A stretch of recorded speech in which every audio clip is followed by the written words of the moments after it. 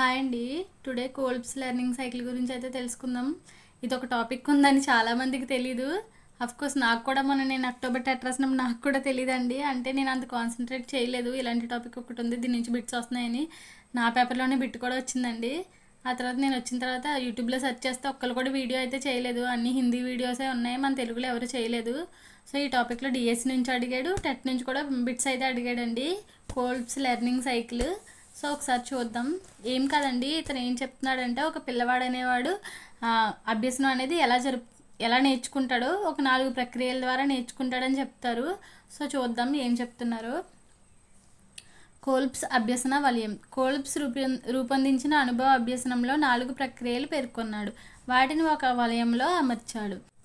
కోల్బ్స్ ప్రకారం విద్యార్థి ఒక వ్యక్తి పరిస్థితులకు అనుగుణంగా అభ్యసన వలయంలోని ఏ ప్రక్రియలోనైనా ప్రవేశించవచ్చు. అంటే తన పరిస్థితులను బట్టి ఈ వలయంలో 4 ప్రక్రియలు అయితే ఉంటాయి కదండి. సో ఎక్కడైనా తను జాయిన్ అవ్వచ్చు అని చెప్తున్నారు. అయితే అభ్యసనంలో జ్ఞాన నిర్మాణం సంభవించాలంటే క్రింది పేర్కొన్న 4 ప్రక్రియలు సాధన చేయాలి. అంటే అభ్యసనం తను అయితే నేర్చుకుంటాడు, బట్ జ్ఞాన నిర్మాణం జరగాలంటే 4 ప్రక్రియలు అనేవి సాధన అనేది జరగాలని చెప్తున్నారు. ఇవైతే 4 ప్రక్రియలు ఉంటాయండి. ఫస్ట్ వన్ వచ్చేసి మూర్త అనుభవాలు, సెకండ్ వన్ వచ్చేసి పర్యావలోచన, నిశిత, ప్రతిబింబ పరిశీలన. ఈ 3 పేర్లు గుర్తుపెట్టుకోండి. నాకైతే టెట్లో ఇదే అడిగాడండి. పర్యావలోచన అనేది కోల్బ్స్ థియరీ లెర్నింగ్ సైకిల్లో ఎన్నో ప్రక్రియ అని అడిగాడు.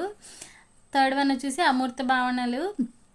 ఫోర్త్ వన్ క్రియాశీల లేదా ప్రయోగాత్మక అనుభవం. ఫస్ట్ వన్ చూద్దాం. మూర్త అనుభవాలు. విద్యార్థి తన జ్ఞానేంద్రియాలతో చేపట్టే స్పష్టమైన నిర్దిష్టమైన అనుభవాల వల్ల ఏర్పడే అనుభూతులే మూర్త అనుభవాలు. అంటే ఇవి జస్ట్ అనుభూతులు అండి. అంటే ఇక్కడ ఎగ్జాంపుల్ ఇచ్చాడు చూడండి. సైకిల్ నేర్చుకునే క్రమంలో ఒక పిల్లవాడు అనేవాడు సైకిల్ ఎలా నేర్చుకుంటాడు, ఒక 4 ప్రక్రియల ద్వారా నేర్చుకుంటాడు అని మనకి ఇక్కడ ఎగ్జాంపుల్ చెప్తాడు. సో ఫస్ట్ వన్ వచ్చేసి సైకిల్ నేర్చుకునే క్రమంలో పెద్దల నుండి సూచనలు తీసుకోవడం. అనుభూతి చెందాలి. ఫస్ట్ ఆఫ్ ఆల్ తను సైకిల్ నేర్చుకోవాలనుకుంటున్నాడు. ఒక సైకిల్ అనేది అక్కడ ఉంది. సో ఆ సైకిల్ దగ్గరికి వెళ్ళి దాన్ని టచ్ చేసి నేను తొక్కుతున్నట్టు తను ఫీల్ అవ్వడం. సో ఆ పాటలన్నీ చూడడం, పెద్దవాళ్ళు ఎలా తొక్కాలో చెప్తారు కదా, సో అన్నీ వింటాడనమాట. అది ఫస్ట్ స్టెప్, ఫీల్ అనమాట. ఫస్ట్ స్టెప్ అనేది ఫీలింగ్. ఓకేనండి. నెక్స్ట్ వన్ వచ్చేసి పర్యావలోచన, నిశిత, ప్రతిబింబ పరిశీలన. అంటే పరిసరాలను వివిధ దృక్పథాలతో నిశితంగా లోతుగా పరిశీలించి ఆలోచించి వాటిని అవగాహన చేసుకోవడం జరగాలి. అంటే ఎగ్జాంపుల్, ఇతరులు సైకిల్ తొక్కేటప్పుడు చూడడం. అంటే పరిసరాలని నిశితంగా లోతుగా పరిశీలించాలన్నమాట.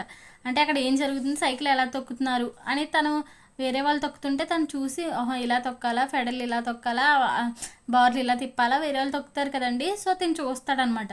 సో సెకండ్ స్టెప్ అది పర్యావలోచన, నిశిత. ఇక్కడ ఏం పొందుతాడంటే watch. First one feel, second one వచ్చేసి వాచ్. అంటే వేరే వాళ్ళు తొక్కుతుంటే తను చూస్తాడు. థర్డ్ వన్ అమూర్త భావనలను గ్రహించడం.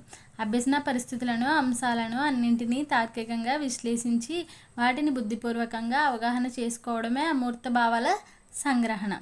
అంటే సైకిల్ తన దగ్గర అయితే లేదు, అప్పుడు వివిధ భాగాలను నడిపే తీరు, భావనలను అవగాహన చేసుకోవడం. అంటే అమూర్త భావనలు అంటే ఇక్కడ ఏమొస్తుంది, థింకింగ్.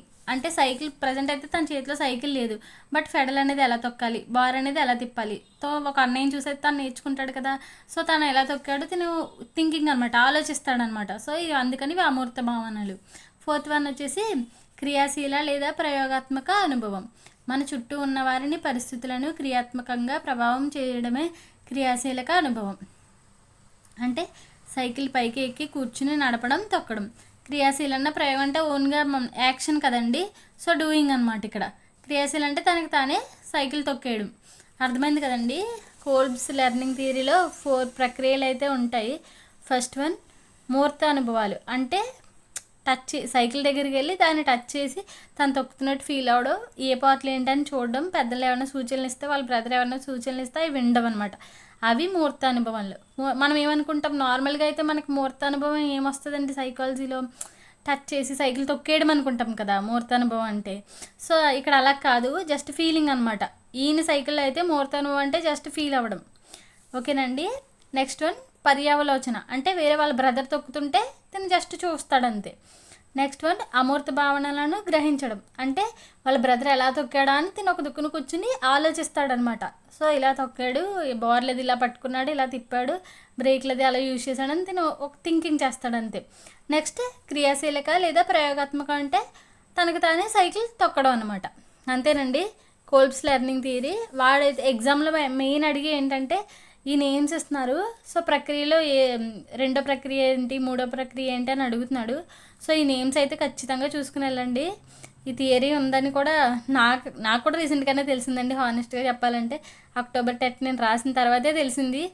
అంటే బుక్లో ఉంది కానీ అంత అబ్జర్వ్ చేయలేదండి. అంతేనండి. నేనైతే అక్టోబర్ 10 పేపర్స్ అయితే నా ఛానల్లో ఎక్స్ప్లెయిన్ చేస్తున్నానండి. ఒక 4 డేస్ నుంచి అయితే వీడియో పెట్టడం కుదరలేదు, పెడతానండి. సో ఏదైతే కొత్త టాపిక్స్ అయితే కనిపిస్తున్నాయో, ఎక్కువగా రిపీటెడ్ ఏ ఉన్నాయో, ఏవైతే మనకి ఇంపార్టెంట్ అవైతే నేను వీడియోస్ మ్యాక్సిమం చేయడానికి అయితే ట్రై చేస్తానండి. మీరు చేయాల్సిందల్లా ఒకటే, సబ్స్క్రైబ్ చేయండి చాలు. అప్పుడు నాకు కొంచెం ఎంకరేజ్మెంట్ ఉంటుంది కదండి. వీళ్ళు వెయిట్ చేస్తారు, వీళ్ళకి వీడియో చేయాలి, వీళ్ళకి చెప్పాలి అని. సో నాకు తెలిసిన ఇన్ఫర్మేషన్ అయితే కొత్తగా ఏది ఉంటే అది మీకు చెప్తూ ఉంటానండి. Thank you.